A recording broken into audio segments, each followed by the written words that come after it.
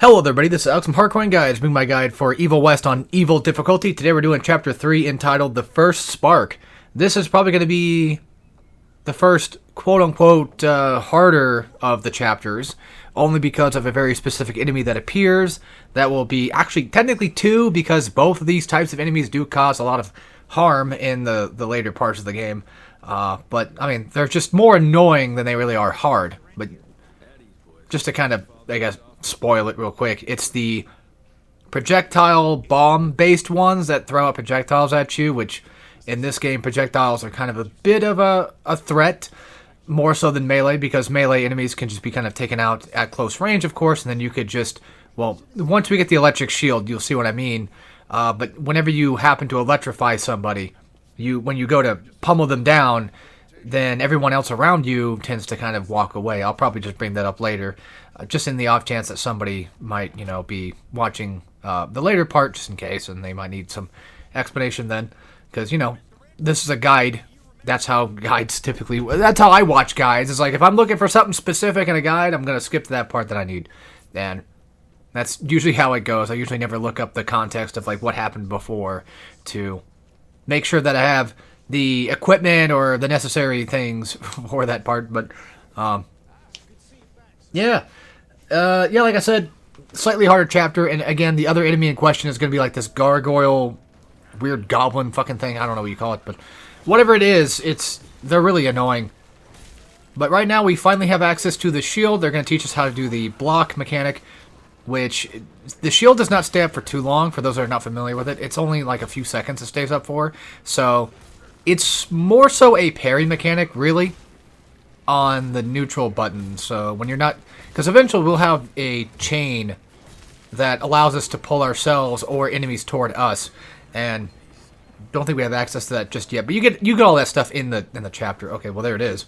So now we have the pull mechanic, and this one's really fun because you do quite a bit of damage to enemies, and you can pretty much pull almost just about anybody for the most part, except for like bosses. I think that's like the only thing you cannot really pull toward you, but I think you can pull yourself toward them. I think so. Boss-wise, it's been a while, I haven't remembered, but I know like mini-bosses, like the elite big guys, you can pull them toward you too, which is really nice. And whenever you're pummeling down an enemy, like I just said, then enemies will tend to just back off and give you space. It's an interesting mechanic that I'm surprised they threw in this game at all, because you would think that I don't think the game is trying to be difficult, like, on normal. I think this game was just made for the fun of it. Like, this is not a case of, Ninja Gaiden, where, like, with Ninja Gaiden, the intent was to be difficult.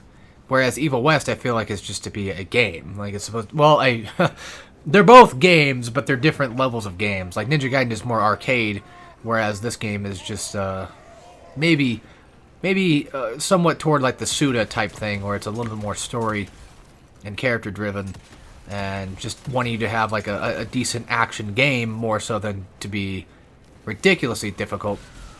But these guys are some of the most annoying little creatures you'll have to deal with over the course of the game, because of their constant spawning of polyps, or whatever the hell they're spawning in. And there's an upgrade that I get I think in this chapter, where I get a rifle upgrade. Oh yeah, and the pull mechanic works great on the bugs. The bugs just die in one hit, you get health back. It's awesome. Look at me just flailing around with my controls. I don't know what the hell I'm doing. You should be able to get an upgrade later where you can parry a projectile back too. I think that's an upgrade. I don't think that's something that you get normally, but it's at least something that you can, I'm pretty sure, get access to. And the good news is the grapple mechanic does pull, you can pull down the polyp spawners. You can pull them down. You don't have to shoot them directly if you don't want to. Yeah, I'm just getting used to the controls once again. It's been a bit since I played the game, and I've been playing other games since then, so things are kind of rough. And also, you'll notice that sometimes I go to whip out the shield in front of like a bug, and I just, for some reason, like the grab just does not work. I'm just gonna say that's most likely user error, because I have this hard time getting it to work like 100% of the time. The grab, just for some strange reason, I don't know if it's my timing or what it is, I still have yet to figure it out completely, but I can never get it to ever just, like I said, 100% of the time work perfectly. So that's a problem I'm going to have to work on. Chest right here, I think there's only just maybe one chest and maybe some gold somewhere, but you press that button first because there's no reason to come in here first. I just, for some reason, thought that if I pull the lever now, it'll just eventually stop working. So that's why I broke that and then came back just in the off chance. Oh yeah, the rifle upgrade. So the rifle upgrade I was talking about like a second ago was basically like whenever you hit a weak spot, you'll get a rifle shot back. It's really useful. Yeah, see right there, like sometimes like just clicking it in just sometimes doesn't work, but maybe I'm just, you know, misunderstanding exactly how it's performed, because I've played the whole game like twice and I still just for some reason don't seem to fully grasp when I pull, because it feels like you hit LB and then you hit back or forward right after you just tap LB, but I don't know, man. Sometimes it works, sometimes it don't. It's just very bizarre. Like I said, I think it's just user error at that point. This game is relatively pretty well polished. Surprisingly well, too. Like, I never expected that to happen. I didn't expect a game like this to be this good. I mean, you know, my expectations were just kind of pretty average at best. I was like, it's probably okay. It's probably not that crazy of a game. I'll probably end up liking it enough to want to play hard mode and try it out. No, it was more than that. I ended up loving this game. Like, it's short enough, it's sweet enough. It's got good length. It's got, like, I don't know, what I'd say, like, maybe a little bit less than Ninja Gaiden 1 in terms of length, but it's close. Maybe a bit more than MGR as well, I think. That sounds about right. I hope I'm recording my commentary here because I have to make sure.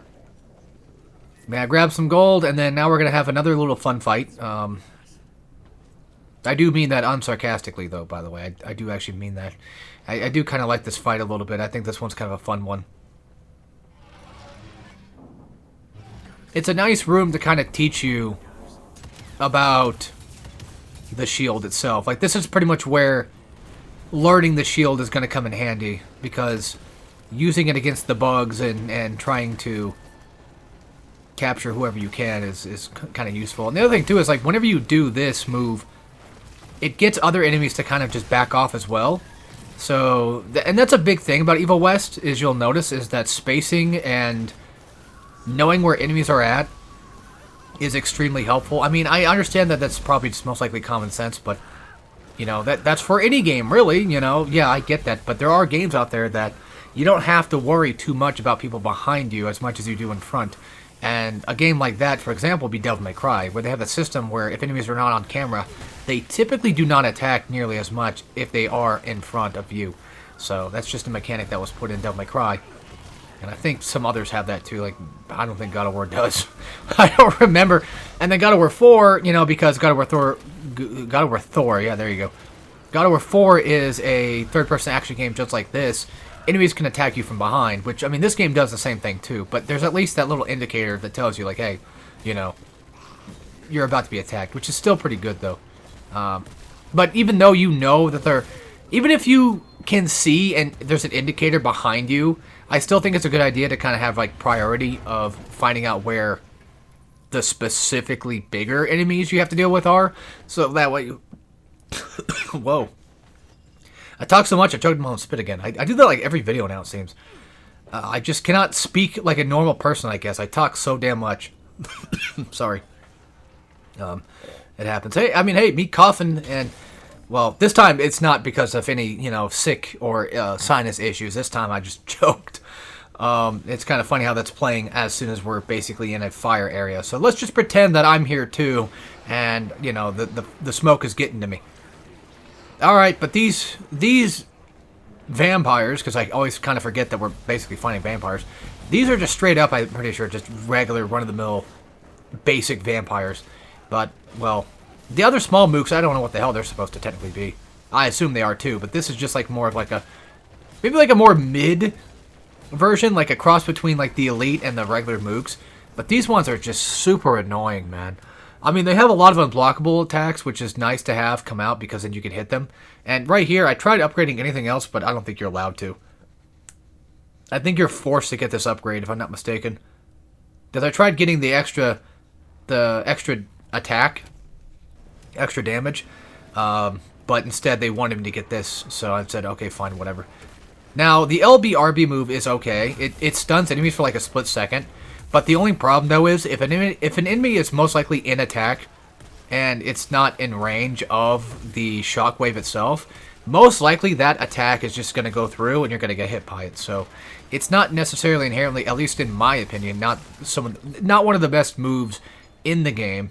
It's not terrible to have it necessarily. It's just one of those things where I probably won't be relying on it. I won't rely on it, but I won't be using it probably nearly as often either. If anybody knows for a fact that it's actually pretty damn strong, let me know for sure. Like, if you know for 100%, like, yeah, this thing is absolutely insane and crazy, then I'm still currently trying to record the videos for this right now. I'm trying to get the comment. I'm trying not to go too far. Like, I'm not trying to play the game too far. All right, real fast. This part is extremely difficult, so let's actually talk about this. So my strategy for this area is to take out the guys with the projectiles first. And I focus primarily on trying to get myself to grapple toward them and get the electric pummel. We'll just call it that from now on. So I'm trying to get that electrocuted pummel down and beat them up so that way, well, they're gone. I don't have to deal with them because they're rather really annoying. And then you got these ass wipes, and you can just see I'm just playing around with the shockwave and just messing with it because I have no reason not to. Besides, well, it's dangerous, I feel, but I just want to use it. I mean, I have the things for it. It's like, fudge it. You know, it's early game. Who cares? Might as well let it loose. I have the resources. The game gives it to me. So, this area, I just run around, and I'm picking off one by one and trying my best to just keep them at a distance and always continue that pummel. Only problem is, with the guy that's shooting projectile vomit things at me, it's causing an issue where I have to pretty much kind of focus on him, too.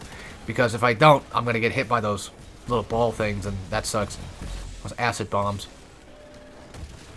And yeah, the only reason these guys are really obnoxious is because of the fact that they're just constantly in your face, and they're always just throwing out attacks, like, just non-stop.